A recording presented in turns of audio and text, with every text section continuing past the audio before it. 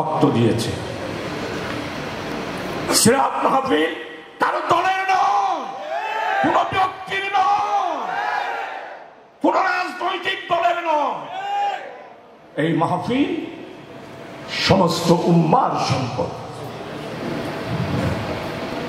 তাই আজকে মাহফিলে আমি আপনাদের যারা আছেন আলহামদুলিল্লাহ সবাইকে অতীত সহযোগিতা করেছেন, অবশ্যই সামনে আগামী মাহফিলও সর্বাত্মকভাবে আপনারা সহযোগিতা করবেন। শুধু আপনাদের কাছে অনুরোধ করব, বাংলাদেশ থেকে ব্যাংক লুটেরা শুধু একটি পরিবার ইসলামী ব্যাংকের অর্ধেক টাকা লুট করে নিয়ে গিয়েছে। দুর্নীতিবাজ বিদেশে অর্থ পাচারকারী, এরা হলো বাংলার জনগণের শত্রু, স্বাধীনতার শত্রু, বাংলাদেশের চেতনার শত্রু হলো এই ব্যাংক লুটেরা। যদি আমার ক্ষমতা থাকতো আমি আলেম হতাম, ব্যাংক লুট করে যারা মসজিদ করে সেই মসজিদে নামাজ পড়া জায়েজ হবে না সেই ফতোয়া আমি। আশ্চর্য, আমার ইসলামী ব্যাংক, আমার কৃষকের ব্যাংক, শ্রমিকের ব্যাংক, মেহনতি মানুষের ব্যাংক সুদবিহীন, এইখান থেকে অর্ধেক টাকা একটি পরিবার লুট করে নিয়ে গিয়েছে। সালমানের প্রমাণ, আপনি কোথায় যাচ্ছেন?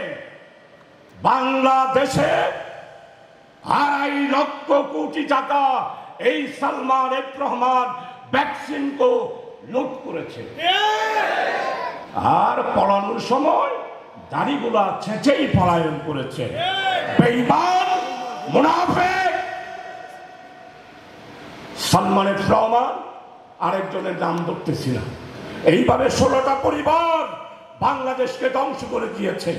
এই আগামী দিনের সিরাত মাহফিলের স্লোগান হবে দুর্নীতিমুক্ত বাংলাদেশ চাই। সিরাত মাহফিলের স্লোগান হবে ন্যায় ভিত্তিক, ইনসাফ ভিত্তিক, বৈষম্যহীন বাংলাদেশ আমরা করতে চাই। এই স্লোগানে সিরাতুন নবী সাল্লাল্লাহু আলাইহি ওয়াসাল্লামের মাহফিলের স্লোগান হওয়া উচিত। কারণ আমার নবী সাইয়্যিদুল আম্বিয়া রাসূল আকরাম সাল্লাল্লাহু আলাইহি ওয়াসাল্লাম মদিনায়ে মুনাওয়ারাতে যেই রাষ্ট্র কায়েম করেছিলেন, সেই রাষ্ট্রই সিরাতুন নবী সাল্লাল্লাহু আলাইহি ওয়াসাল্লামের মাহফিলে আমাদেরকে সেই রাষ্ট্র কায়েম করার স্লোগান দেওয়া দরকার। ব্যাংক লুটেরা, আমি ধনী ব্যক্তিদের বিরুদ্ধে। আজকে সরকার ঘোষণা করেছে, অতীতের কোন সরকার পারে নাই। ডক্টর ইউনূস 20 দিনের মধ্যে সমস্ত সরকারি কর্মকর্তা ব্যাংক হিসাব। আশ্চর্য বাবা, থানার একজন ওসি 4000 কোটি টাকার মালিক।